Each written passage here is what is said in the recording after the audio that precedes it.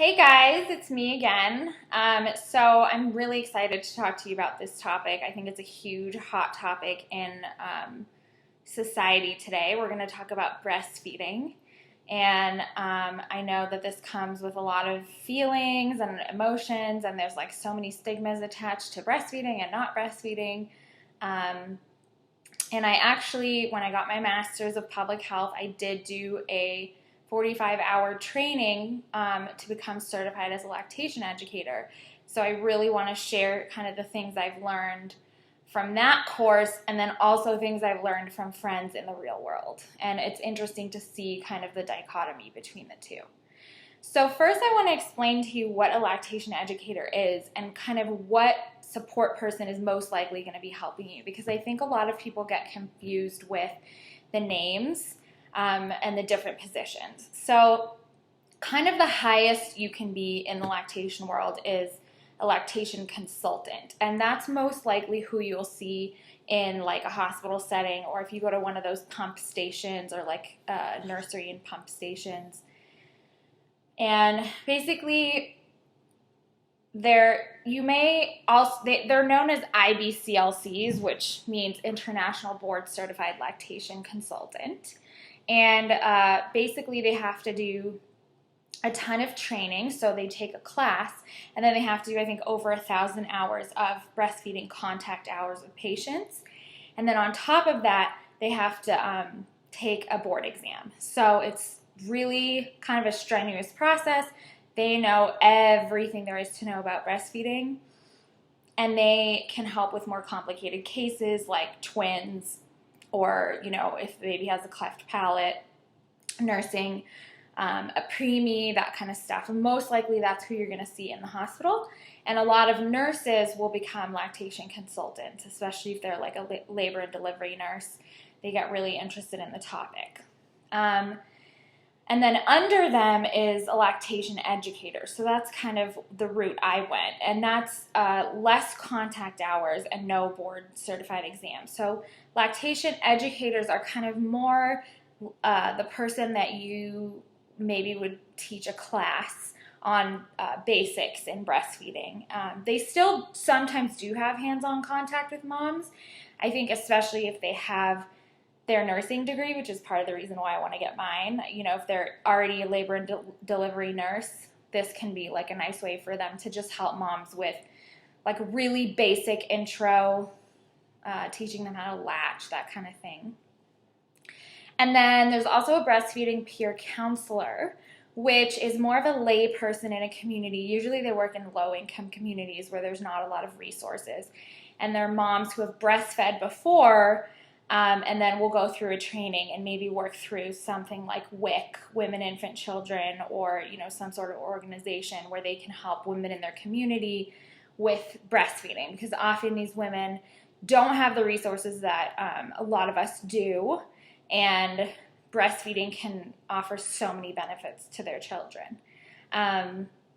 So that's kind of the three that you're going to see. A lot of people use the term lactation specialist. That's kind of a loosey-goosey term. It doesn't really mean, I think it's mostly referring to a lactation consultant. So I know it can get a little bit confusing. But lactation consultants are probably the person you want to meet with, first, or especially if you're having like really big issues with milk production or latching, that kind of thing, because they just have so much experience. And you should find that at your hospital where you're delivering. So definitely ask about that. And so I'm just going to talk about my stance on breastfeeding, because I know it's like such a hot topic, and a lot of my friends know me as like the breastfeeding person. Breast is best, because I took all of these courses. It's really interesting because in the courses, they definitely are a little biased, and they want moms to breastfeed like no matter what. And I think for me, once I heard about all of my friends' experiences and gathered kind of all of this information, I decided that when it came to my baby, I was going to try everything I could do to breastfeed. If I need to supplement with formula or perhaps milk bank milk, I'm kind of open to anything at this point.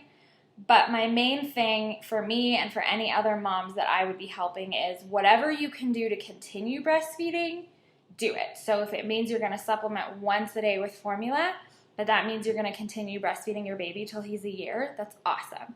Like, I want to just give moms the most support I can to get babies even the tiniest amount of breast milk, because I think it's just so important and has so many benefits. And I have friends who just couldn't breastfeed for whatever reason. They didn't want to, they weren't able to, and I support them as well. Their children are beautiful and healthy and smart, and I don't think you should focus on the studies and that you're a bad mom if you can't breastfeed. There's a lot of mommy shaming out there. This is kind of a little tidbit kind of on the side before we delve into breastfeeding. I've just heard this a lot in different areas with some of my pregnant friends. For some reason, the minute you conceive, everybody thinks that they can just tell you what they think and what you're doing wrong. And whether it's, breastfeeding, like, oh my gosh, she's breastfeeding her 2-year-old or her 3-year-old, that's so gross. Or, oh my gosh, you didn't breastfeed, you're a terrible mom. Like, wow, you didn't even try at all. It's so rude and it's mean, and you don't know what other people are going through, and you're not a bad person if you can't breastfeed. It's such a personal thing how you decide to feed your child. The same thing as if you decide to take medication for morning sickness. People are going to give you a hard time about literally anything and everything. And I have my husband's cousin, I just recently saw her, and she gave me literally the best advice. We were at a wedding, and it was really loud, and she whispered in my ear, people are going to tell you what you're doing wrong and what they think, and they're going to say, can I give you a piece of advice? And even if you don't want it, they're going to give it to you. And she was like, smile and nod and say, thank you so much for the advice, and then go home and do whatever you want to do. Best advice ever. This is your child and your family. I would go so far as to even say, thank you for the advice, but this is the best thing for our family right now, if they're like pestering you, to try to get them to stop, because I feel so strongly about this, and I think it's happening all over our country. I actually saw a news report on this beautiful woman who's a newscaster. I think she's a weather woman. I don't know what the politically correct term is for that. And she's carrying twins, and girl looked so good for carrying twins. I feel like I can't even carry one baby, and I'm like complaining and feel like I'm never going to get through it. Twins, like, that is so hard. And she just got horrible comments on her Facebook and her Twitter saying, it's so disgusting how you pop out your belly. You look so disgusting. Can't you come back when you're done with, like, being pregnant? Like, why are you, I don't know, just, like, really awful things about her belly and her body and how she was so fat. And, like, let me tell you, she looked so amazing. Just Google it, you'll see. And anyways, she had, like, so many supporters. She wrote this amazing response to it that was just so great. And it just made me think how it's really hard to be a pregnant woman, in our culture today. I'm not really quite sure why everyone decided that we should pick on pregnant women. And I call it mommy shaming, because you feel ashamed and you feel embarrassed and you feel like you're the worst person in the world, or you're too fat, or you're not fat enough, or you're a horrible person because you can't breastfeed. And I feel like it's like bullying, and you're at your most vulnerable, and you have so many hormones coursing through your body, and it's so hard to stand up for yourself. And, like, moms do it to other moms. This is, women do it to each other. It's not just mean Twitter commenters. So let's all stop doing that and stay strong. But yeah, I just wanted to bring your attention to that, because I think it's so related to breastfeeding, and it, like, just creates so many more problems and stresses when breastfeeding is so hard to begin with. So, with that said, take what I say with a grain of salt. This is just, if you're thinking of breastfeeding, it's kind of, little guidelines that I've picked up here and there from, my training and stuff. So the first thing I want to talk about is why breastfeed. So I'm not going to give you, like, the whole long answer, because you'll learn that in one of your classes. I'll give you 10,000 benefits of breastfeeding. The two that I think are most important are the antibodies that mom passes on to babies. It's like your child's own little army for fighting infection and disease that you made specifically for them. And that is something that formula will just never do. I don't think they're ever going to be able to figure that out. And so I think that's why you read studies that say children who are breastfed have, less allergies and are less sick when they're younger. So those antibodies are just gold. That is why breast milk is so sought after, and why, women, I think, are killing themselves trying to get it right. And then the other aspect is that your breast milk changes with your baby's age. So even month to month, your breast milk is changing its contents and the amounts of fat and protein and antibodies to match your baby's growth levels. And that, again, is something formula it's never going to be able to mimic. So those two things make it worthwhile, I think, to breastfeed your child. They just give them that extra protection. And that's why I say, if you're going to formula feed and you can still breastfeed, you have that little, bit of milk, it's great if they can get that too.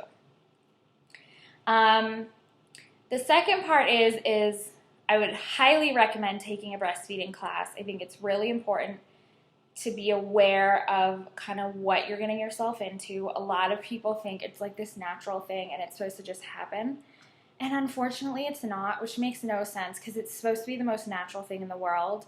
And for some reason it's just so complicated. I think a lot of it has to do with the interventions that like the medical interventions that happen during childbirth.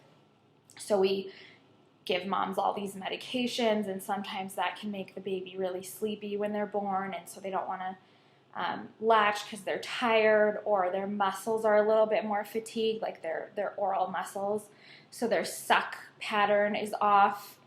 For whatever reason, it's not as straightforward as you think it's going to be, and I think having those expectations, knowing that it's going to take a little bit of time and it may be just a little bit complicated until you figure it out, it will, managing those expectations will be really good because you'll know to get help right away, which is my second point. Absolutely ask for a lactation consultant to see you in the hospital right away. I think that's so important. There's no need for you to worry and wonder if your latch is correct for 3 days, and then all of a sudden be in so much pain and finally have someone help you. I really would get that support right in the beginning, and they should offer that in most hospitals.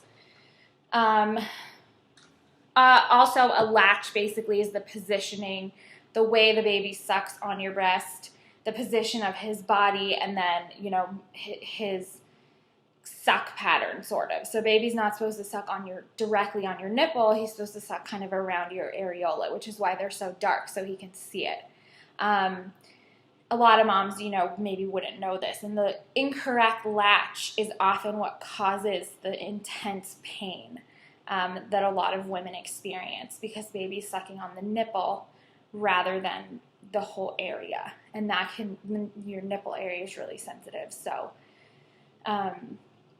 it's not supposed to hurt. I know that everyone says, oh, it hurts for the first 4 weeks, blah, blah, blah. Yes, you're going to feel sensitive, but if you're in excruciating pain, there are ways to figure that out. There's nipple shields, there's creams, I think you can even get a prescription cream that's better than lanolin. It should not hurt. I don't know, ask me in 3 months when I've actually breastfed, but that's what every lactation consultant has said to me. There's ways around the pain. It's not supposed to be the rest of the time you breastfeed your baby for, the whole year. It's going to just be super painful. It's not supposed to be that way. And then I think the biggest problem that women experience is their milk production and feeling like they don't have enough milk. So a few little pointers and little pieces of information. You actually produce your colostrum, which is the first milk that comes in when you're 3 months pregnant. So your milk has come in. It's not, breast milk. It's colostrum. It's kind of a version. It's very thick and sticky, very concentrated with so many antibodies and proteins specifically formulated for a newborn because the newborn's tummy is this tiny, really, really small. So don't freak out if you're in the hospital and they're like, okay, let's try pump. And you're like, oh my God, I got like an ounce. Well, you're producing colostrum. You're not supposed to produce huge amounts of it because it's very concentrated. And it's just the right amount for a baby. I think a lot of my friends, for them, you know, if they knew they were going to have trouble with milk production or they didn't really want to breastfeed, they still tried to breastfeed for the first 2 weeks so baby could get all of the colostrum, because that is the highest concentration of antibodies that baby is going to get. So I think your milk comes in, so to speak, you know, your actual milk that you think about as breast milk, like on day 4. And that's when your boobs start getting bigger and, you know, you'll kind of determine how much milk you're producing. And you will only produce milk as long as baby is stimulating the breasts or a pump or something. So you can't sleep through the night and then be like, oh my gosh, why do I not have enough milk? Well, you have to keep the milk production up through the stimulation.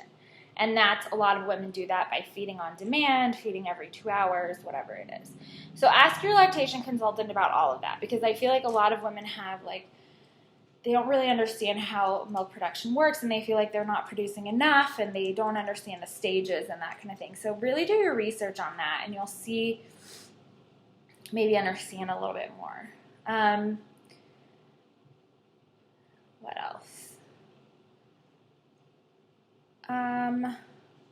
Some hospitals offer milk bank milk. So that's basically moms who have offered to donate their milk. It goes through like a screening process, very similar to like if you were to get a blood transfusion. And they screen the milk and they make sure it's healthy, and you can give your baby that in the hospital if they need to supplement for whatever reason. There's like so many different things that can happen, different complications, reasons why baby, you know, is having trouble getting milk from you, and so you can get milk bank milk instead of formula.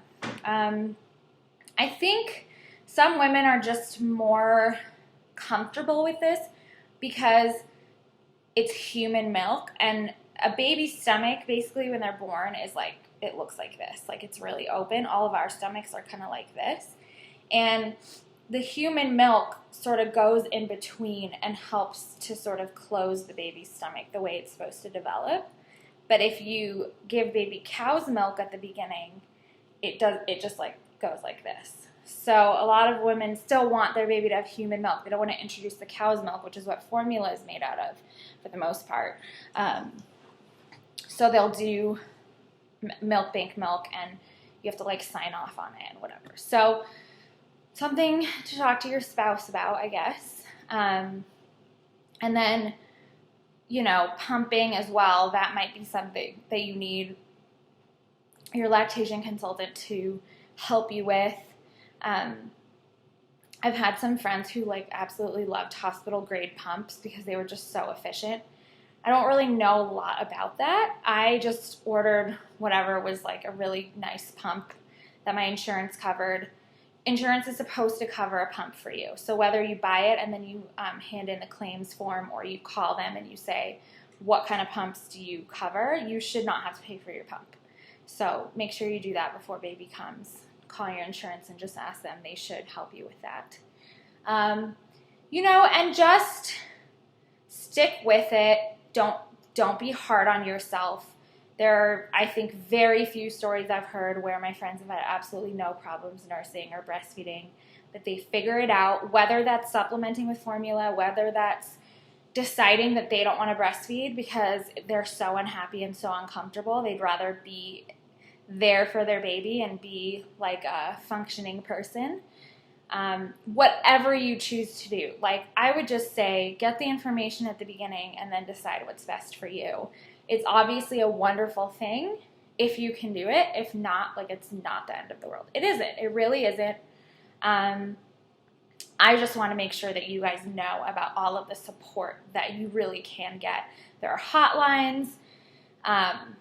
There are organizations like La Leche League, which is so great. They hold like support groups all over every city and every country. They're super little bit hippie, but just really great and so supportive. So I think that could help too, or support groups at your hospital. Just making sure that you have the help before you need it is really my biggest piece of advice. Yeah, so that's breastfeeding. I hope that was helpful, and just good luck.